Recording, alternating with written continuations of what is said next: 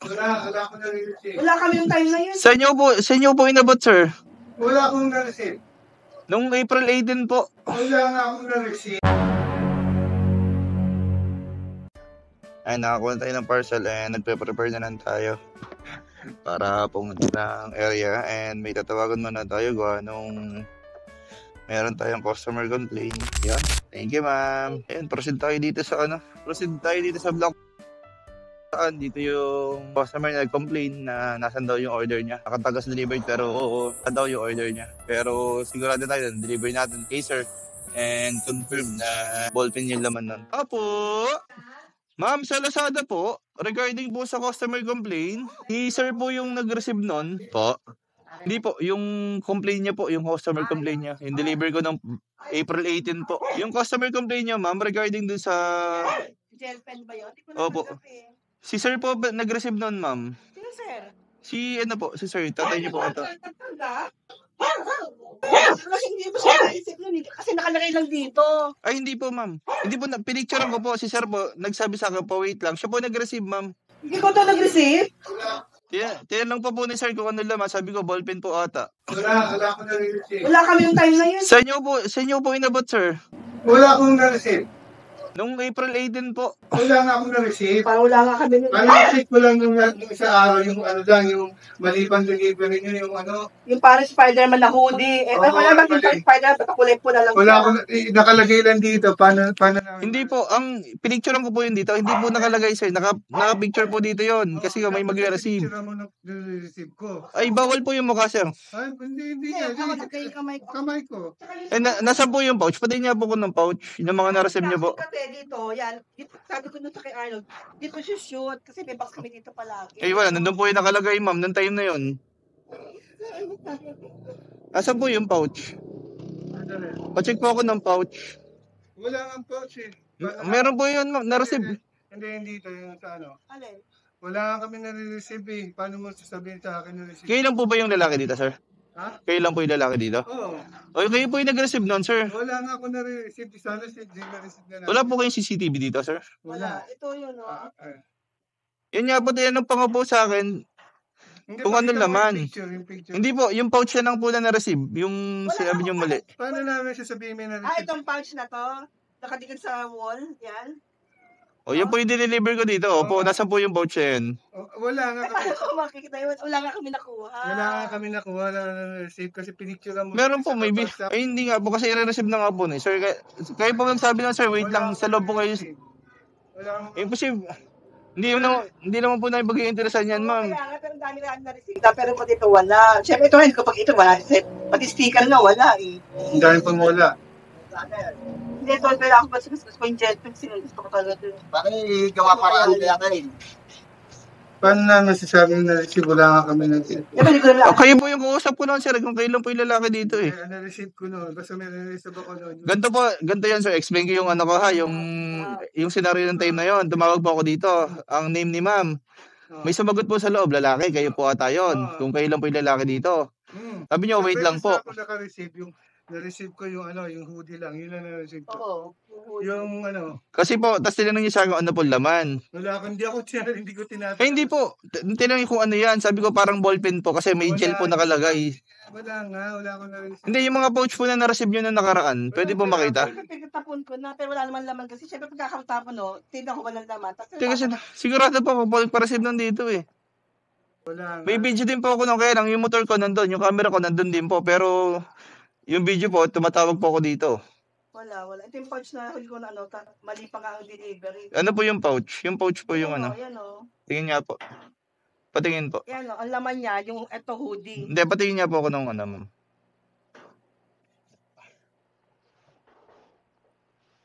Ay, paano po ba iba? Bakit naman kami magre-reklamo kung... Hindi po, hindi din po ako hindi ko din po ipagpipilitan yung ano kasi alam ko po sarili ko delivered po yun. Pakiba ko na lang po. Pa-check po ako ng... Itong pouch na to kasi... Hindi, yung pouch po patingin ako, ma'am. Alin ba? Yung kanina po. Yan po yung laman eh. Hindi, doon po sa picture niya, ma'am. Doon sa picture mismo. Photos? Opo, sa photos. Iba laman nun, hoodie, na hindi ko naman in-order. Patingin na po ako. Wala lang, makita ko. Hindi, yung isa po. Yung mismong, Pare-pareho lang yun eh. yung mismong pouch po. Picture yan ko yan kasi yan ang laman ng mali.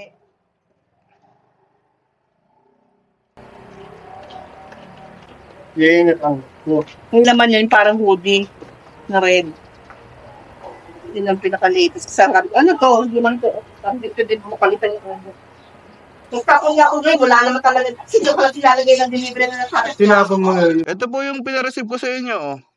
Yan yung pareho? Opo, ito po. Kaya iba yung laman. Iba yung laman. Ayun, Na-receive nyo po, pero iba po yung laman.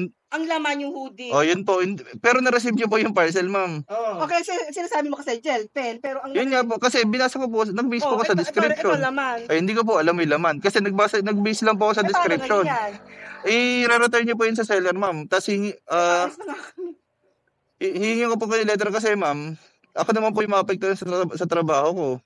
Hindi, na-receive ko nga yan. Yun nga po, sir. Ako po yung nagpa-receive sa inyo nan. Hindi ball pen. Oh, yun po yung mali, ma'am. Yung seller po yung mali, hindi po Paano natin gagawin? sa buong. I-return nyo po yan. Paano kire-repair Sa app po. Na-order receive nyo na po yan. Oo. Ayun lang. Kung na-order receive nyo na po sa app. Eh, siyempre, in-open ko, malay ko bang yan ang laman. Hindi, okay lang po na na-open nyo. Oo. Pero tatanong ko po, kung na-receive nyo, na-order receive nyo na po sa Lazada app nyo. Eh, hindi ako nag-order yung isang ano. Hindi, order receive. Patayin nga po na Lazada app nyo, ma'am. Hindi, wala ako Ay, hindi yun. Hindi ako nag-order, siya nag-order para sa akin. Picture ko lang po yung pouch. At saka yung ano, iba yung na-receive na. Iba yung Oo, yung... Kaya po tama yung si sir yung nakausap ko ng time na yon. Oo, yun Kasi nga. Kaya lang po, Ball ang pen. mali po doon, iba yung laman. Oo. Kasi yung tanong sa akin ni sir na kung anong laman, sabi ko Ano, ball pen. Nag-base lang po ako sa description. Pero pagbukas namin dito, Ayun nga po. iba na yung laman. Opo. Yung ano, Paano gawin namin yun? Ayan, Yan ang Kung laman. sino po yung nag-order, ma'am, yung app na gamit, ano niya po, return and refund dito po. sige, ibigay mo sa amin ano. Ganito po yung gagawin nyo. Punta po kayo sa may account. Yung to receive. Nandito naman po yung mga to receive Si nyo. Arnold na mag-ano yun. Kahit receive nyo. Gagawin mo na pa, alam niyo. Hindi ko naintindihan kung ano. Hindi ko magte-text ka Arnold eh. Yan, makikita nyo po dito kung ano yung item. Tapos kiklik nyo po yung return and refund. Meron pala return and refund. Opo. Tapos ma'am, hingi lang po ako ng letter kasi kailangan po sa office namin na na-receive nyo po talaga yung item. Iba lang po yung laman. Sabi ko kay Arnold, ito pala yung item, pero ang laman, hindi gel pen. Ito, Yes ano? po. Opo. Kaya pala, so, gel Picturean ko din yung ma'am. Ano? Yung naging laman. Yung laman daw. Yan. Wait lang ma'am, picturean ko lang. Tapos ma'am, penga po letter ha. Na, pa sa maleta. Baka doon sa... hindi, okay lang po. Huwag nyo na po kanahin yung laman. Hingi lang po ako ng letter. Kasi sabi ko na, Arnold, Iba yung laman po ng parcel. Lagay mo, receive at wrong item. Opo, tama po. kaya po tanda ko kaya sir nag-ano tayo ng time na yun expect niya, sabi mo, ball pen. Opo, yun nga po. Nag-base lang po ko sa, yung sinabi ko yun sir, sa description. Sabi ko, Opo. supposed to be gel pen daw yan. Kasi nakalagay po. Opo, return refund po. Ano sabihin ko, anong gagawin niya? Ano po, pag once na i-process na po natin sa return and refund, papasok po siya sa Lazada wallet ni sir, kung kaninong account po. Kanya papasok yung refund. Opo. Ano sabihin ko dito sa kanya? Return and refund process, ma'am. Paano yung item? Pick upin po yun dito. Opo. Kami din po pipick up na kung kanino po ma-assign sa amin. Eh yun, kasi nabubutan mo kay Arnold yung bayad. Yung natin ibigay. Eh, para mapalitan. Kung pwede yung gamitin na ni Teo yung kailangan pa sa Bagay, no. sa na-order na sila ng gel pen. Hindi ba pwedeng palitan gel pen yun? Hindi. Palitan item. Iba-ibang seller po kasi yan, ma'am. Ang nangyayari po, yung kung ano dadalhin sa amin ng truck, hindi deliver namin. Ma'am, hingin na lang po ko letter. Ano sabihin ko? Receive niyo po yung parcel pero iba po yung laman. Eh ano, wala akong book pen. Tsaka isang ID, ma'am, mapipicturean ko lang po. Kasi sa ganun, ma'am, ang trabaho kasi namin makapektuhan dyan. Usapin ko na lang kaya to. Usapin mo na lang. Possible kasi, ma'am, ma-terminate kami sa ganyang complaint. Mali ang delivery pala. Ali po yung laman. Sa amin ball pen. Iba naman pala yung Lord! Sabi mo kasi hindi na receive, kaya yun ang sinabi ko. Hello, sir! Na-receive pero iba item. Hello, sir. Good morning po. Ako po yung courier na nag-deliver, sir. Oo, nireklamo ko kasi sa Lazada. Yun nga po. Item. Sir, receive po yung ano, sir, yung item, sir. Kaya lang po, iba yung laman. O paano yun? Request na ako ng return. Yun, i-return refund po. Opo, pwede naman po yun. Hindi naman nagre-reply si seller. Ay, wag po kayo kay seller mag-direct, sir. I-direct nyo na po sa return. Sa Lazada, sa Clio. Hindi po. Hindi pa nire-replyan. Opo, sa mismong app nyo po, sir, sa to receive. Doon ka nga ginawa. Tapos return and refund. Opo. Dinirefund ko na, so hindi pa nagre-reply. Bali, waiting po ng approval yun ng seller. Once na hindi po nag-approve yung seller sa binigay na oras sa kanya, automatic po siya, mare-return and refund po siya. Sige, so antay na lang. Opo. Naghihingi lang po ako dito kay ma'am ng sir, na letter na na-receive niyo po yung parcel pero iba po yung laman. Kasi sir, yung sa ganong scenario po kasi sir, kami yung mawawala ng trabaho. Sige. Paano yung gel pen, Arnold?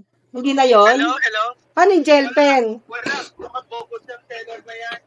Opo. Wala yan. Gel pen, yung pala iba laman. Iba laman. Yung parang hoodie na, ang pangit-pangit. Oo, nanduloko. Pag na-refund, ibalik ko na lang sa'yo. Hintayin na lang natin refund. Sige. Okay. Okay lang po yung papel na may sulat po. Basta maano po yung letter. Sige. Wala kami na ko ng picture. Bakit ko lang ang consent. Ano nilalagay? Receive nyo po yung parcel. Name nyo po. Una po. Ano yung address? Hindi, wag na pong address. Letter lang po talaga po. Kaya pala, mali pala item. Opo, pero iba po pala yung laman. But delivered the wrong item. Opo. Iba yung pinadala ng seller. May mga natanggal na po kasi ganyan sa amin, ma'am. Tapos? Hey, Hello? receive the parcel but Delivered the wrong item. Ano lagay ko ngayon? Ano pa? ID? Apo. ID po, tsaka pangalan niyo po Enperma. sinabi na receive the parcel but delivered the wrong item. Kaya nga. Yung ID? Lagay na lang din po, ma'am, si seller po yung may Si seller po yung may mali. Seller gave the wrong item. Iway ka lang po yung ID, sir. Picture ko lang po. Sabi nga daw, huwag na orderin yun. Baka wala kami doon ng item. Pag sa ganun, wag niyo na po orderin sa customer, sa seller yung ganun, sa shop ulit. Kasi baka mamaya, Sabi ko lang po. kasi maganda ng item. Ito pa, ID. Salamat po. Salamat yung pasensya ka na. Okay lang. Salamat po. Ayun, medyo nagtagal tayo sa customer na yun dahil nga di daw nila na-receive yung parcel. In-explain natin sa kanila and buti na picture nila yung pouch na na-receive nila na yun dineliver natin sa kanila noong April 18. Kaya lang, iba yung laman. May mga customer talaga na nagko-complain na ganun, iba yung laman pero na-receive na yung parcel. Kaya salamat sa mga customer namin na nag-order lagi. So, try nyo po muna tawagan yung courier na nag-deliver sa inyo bago po tayo chat sa customer support kasi mga pagkakataon talaga na natatanggal, na-terminate dahil sa ganyang pangyayari. Na-deliver naman talaga ni courier yung parcel pero iba lang yung laman, no, parcel pagbukas ni customer.